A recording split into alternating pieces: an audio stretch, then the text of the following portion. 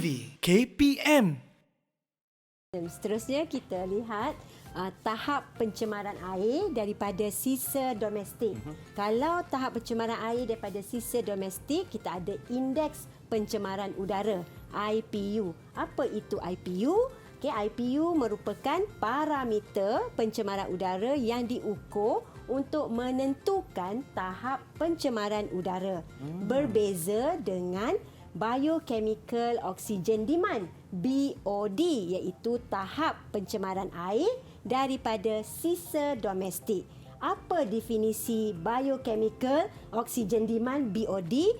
BOD ini merupakan parameter pencemaran air yang diukur untuk menentukan tahap pencemaran air. Dan apa itu eutrofikasi? Eutrofikasi adalah respons ekosistem terhadap penambahan ion fosfat dan ion nitrat daripada deterjen, baja dan sampah ke dalam suatu ekosistem akuatik, iaitu air, dan pertumbuhan alga yang pesat dalam air yang mengandungi bekalan ion nitrat yang berlebihan adalah satu contoh eutrofikasi. Dan kesan negatif eutrofikasi termasuklah pengurangan kandungan oksigen dalam air yang boleh menyebabkan kematian haiwan dan juga tumbuhan akuatik. Itu adalah eutrofikasi. Dan kita nak tengok apa BOD secara terperinci. BOD ini adalah jumlah oksigen terlarut yang diperlukan oleh mikroorganisma seperti bakteria untuk menguraikan bahan organik di dalam sesuatu sumber air. Dan semakin tinggi BOD bagi sesuatu sampel air, semakin banyak mikroorganisma yang berada dalam sampel air itu. Jadi apa hubung kait antara BOD dengan tahap pencemaran air dalam sesuatu sampel air? Jadi kita boleh lihat apa itu beza setiap BOD dalam sesuatu sampel air. Dan tahap pencemaran air bagi sesuatu sampel air boleh ditentukan dengan mengukur masa yang diambil untuk warna larutan metilina biru luntur setelah dicampurkan dengan sampel air tersebut. Apabila larutan metilina biru dimasukkan ke dalam sesuatu sampel air yang tercemar yang mengandungi kandungan oksigen terlarut yang rendah, warna biru larutan metilina akan luntur dengan sangat cepat. Jadi semakin tinggi tahap pencemaran air, semakin singkat masa yang diambil untuk warna larutan metilina biru luntur. Baik. Jadi untuk BOD, kita ada eksperimen. Eksperimen. Mestilah cikgu, kalau sains ni kalau tak ada eksperimen tak lengkap cikgu kan? Jadi untuk eksperimen menentukan tahap pencemaran air dalam sampel air yang berlainan. Kita boleh lihat dekat depan ni pun ada bahan, ada radas yang disediakan. Baik. Jadi bahan yang diperlukan adalah larutan metilina biru. Yang biru tu, yang biru gelap ni cikgu. Larutan metilina biru 0.1% dan 4 sampel air yang berlainan. Kita boleh nampak ada sampel A, sampel B, sampel C dan sampel D. Jadi radas yang diperlukan adalah 4 botol reagen dengan penutup. Kita ada picagari dan jam serta silinder penyukat. Itu adalah bahan dan juga radas yang diperlukan untuk menjalankan eksperimen menentukan tahap pencemaran air dalam sampel air yang berlainan. Apa caranya? Bagaimana prosedur untuk menjalankan eksperimen? Pertama, sediakan susunan radas seperti rajah satu yang ditunjukkan. Ada masukkan 1 cm padu larutan metilina biru dengan menggunakan picagari ke dalam setiap botol reagen A, B, C dan D. Tutup semua botol reagen tersebut. Jadi sekarang sebelum kita uji Irfan untuk laksanakan eksperimen, saya tunjukkan dahulu. Tengok betul-betul. Okey. Jadi fokus cikgu ya, betul. Jadi sekarang kita saya tunjuk contoh untuk kita ambillah satu, saya ambil untuk air paip. Air paip. Okey, untuk Baik. air paip dan tadi kita dah kata air paip sebagai sampel A. Jadi air paip diperlukan sebanyak 200 ml, 200 cm padu. Jadi kita perlu guna silinder penyukat. Jangan tertukar, ni air suling. Ini air paip. Okey, so air paip kita masukkan dalam silinder dalam penyukat. silinder Bismillah. penyukat. Okey, macam mana kita perlu rendahkan badan sikit supaya mata kita sama aras dengan silinder. Okey, kalau tak sama macam mana cikgu? Sekejap, gigil. Cikgu tengah fokus nampaknya. Tak apa, saya bagi masa sebab dulu. kita perlukan isi padu yang tepat. Yang tepat. Kan? Untuk elakkan kesilapan dalam mengambil isi padu. Jadi ni baru 100. Okey, kita masukkan dalam... Kita kena ulang lagi satu kali lah cikgu. Ya, kita masukkan dalam botol reagen. Okey, yang penting kena Hati-hati. hati-hati. Jangan Ini tak tumpah. apa lagi air paip. Kalau kita untuk air sungai, air kolam, Alamak, kan air tu kotor sedikit kan. mesti ada bakteria tu. Tak adalah, saya sayang Irfan. Saya suruhlah buat air suling ataupun air paip saja. Terima kasih cikgu. Okey, so Nampaknya satu tu lagi. Okey. Kan, sebab kita perlukan 200. 200 lagi sekali kita Sekali ulang. lagi, ya. Yang penting mata kena meniskus. Kita mengelakkan. Ralat paralax. Yes, ralat paralax. Itu terma yang betul. Dan kita masukkan lagi. Okey, baik. Jadi, dah ada. apa yang diperlukan dah tersedia iaitu sebanyak 200 ml air paip. Okey. Untuk sampel apa tadi? Sampel A cikgu. A. Dan seterusnya kita perlu masukkan 1 cm padu larutan metilina biru dengan menggunakan picagari. Hati-hati. Cikgu, Ifat tanya kalau kita nak guna sudu boleh tak? Sudu.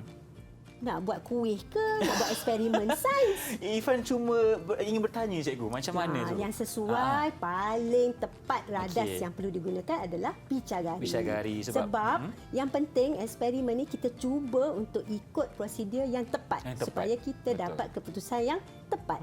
Kalau ada keputusan yang mungkin ralat, kita boleh buat perbincangan. Apa faktor yang menyebabkan ketepatan keputusan itu. Baik. Okey, jadi kita gunakan picagari.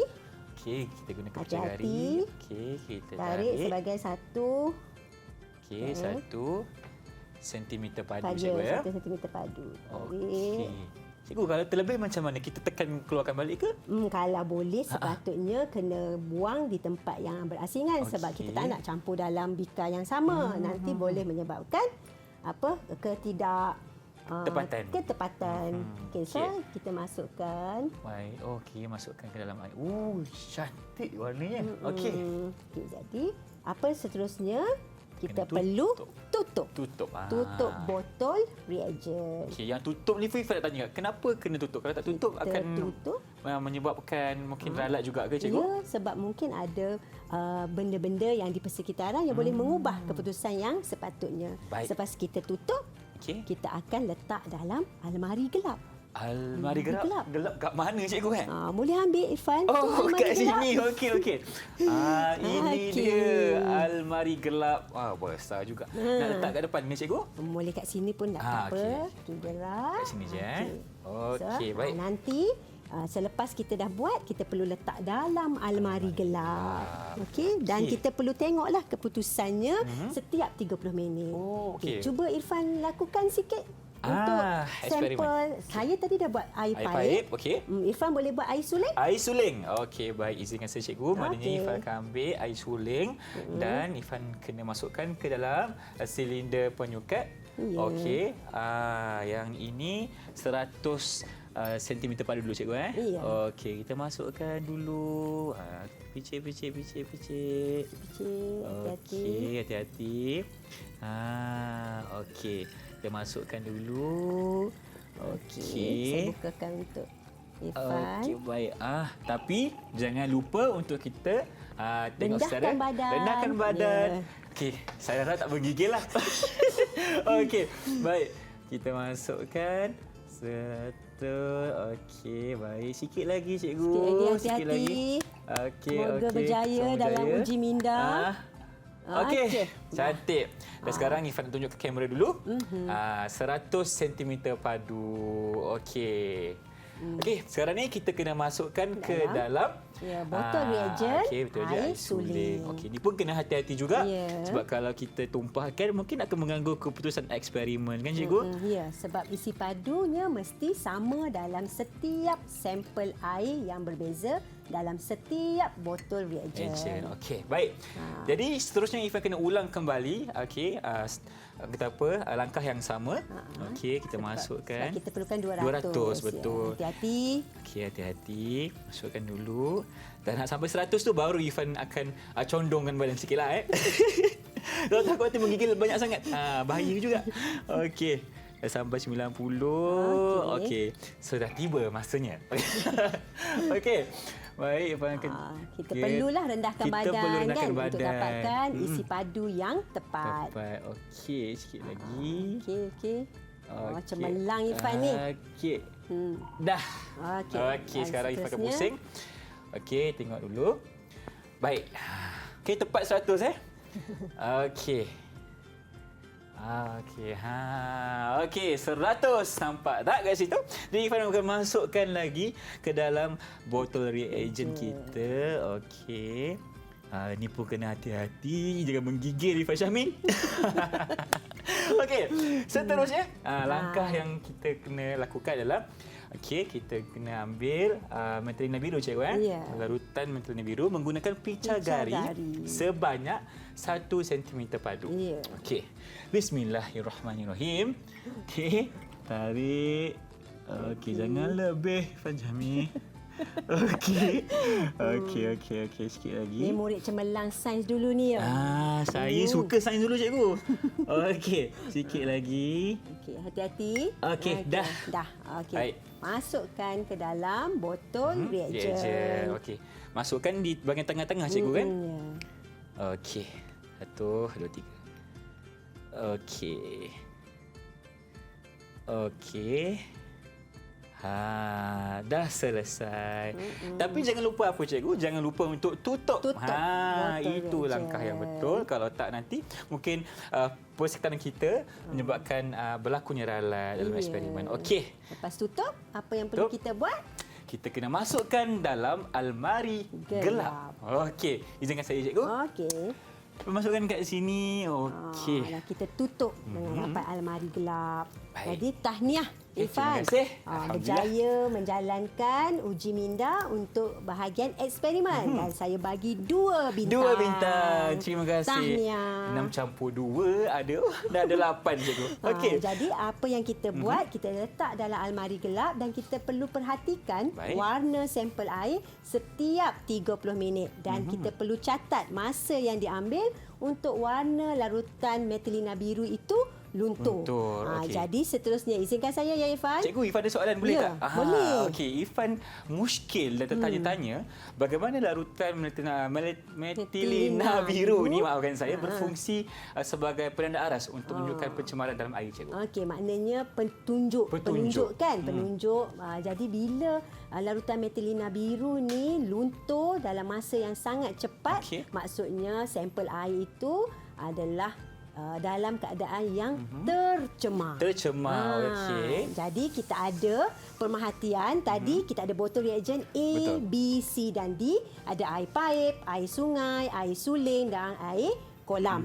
Jadi setelah kita buat pemerhatian, kita dapat keputusan ni, contoh keputusan yang boleh kita dapati untuk air paip, masa yang diambil untuk warna larutan Methelina biru luntur adalah sebanyak 240 minit. Untuk air sungai 60 minit.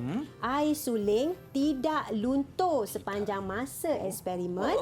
Dan air kolam 120 minit. Jadi antara A, B, C dan D, yang mana paling cepat yang diambil untuk warna larutan biru luntur tadi? Paling cepat cikgu Paling cepat berapa minit? Paling cepat tak adalah cikgu. Dah luntur. Tu yang paling cepat 60 minit. lain. Okey, untuk air sungai. Yang paling lama air paip lah. Air paip 240. Dan ini adalah perbincangan kalau BOD tu tinggi maksudnya tahap pencemaran tinggi. BOD rendah tahap pencemaran rendah. Jadi kesimpulan untuk eksperimen tadi bila kita buat air sungai antara sampel air yang paling tercemar. Dan apa yang kita harapkan langkah berjaga-jaga masa buat eksperimen tadi, pastikan jarum picagari berada di bawah permukaan sampel air semasa menambahkan larutan metilina biru. Jadi apa yang Irfan buat tadi tepat. Menepati langkah berjaga-jaga. Dan untuk eksperimen ini ada 3 soalan. Soalan pertama, apa kegunaan larutan metilina biru? Kita kata tadi macam Irfan tanya, penunjuk kehadiran oksigen terlarut dalam sampel air. Larutan metilina biru yang berwarna biru tadi tu akan luntur kalau dalam sampel air yang kurang ataupun tiada oksigen yang terlarut. Untuk soalan seterusnya, apa hubungan antara masa yang diambil untuk warna larutan metilina biru luntur dengan jumlah oksigen terlarut dalam sampel air? Jawapannya adalah semakin singkat masa yang diambil untuk warna larutan metilina biru luntur dalam sesuatu sampel air, maksudnya semakin kurang oksigen terlarut dalam sampel air itu.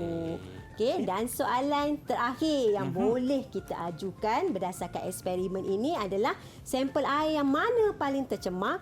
Jelaskan jawapan anda. Jadi jawapannya adalah sampel air sungai paling tercemar. Kenapa? Kerana masa yang diambil untuk warna larutan metilina biru luntur dalam sampel tersebut adalah paling singkat. Baik. Okey. Jadi boleh faham? Boleh faham, cikgu. Okey.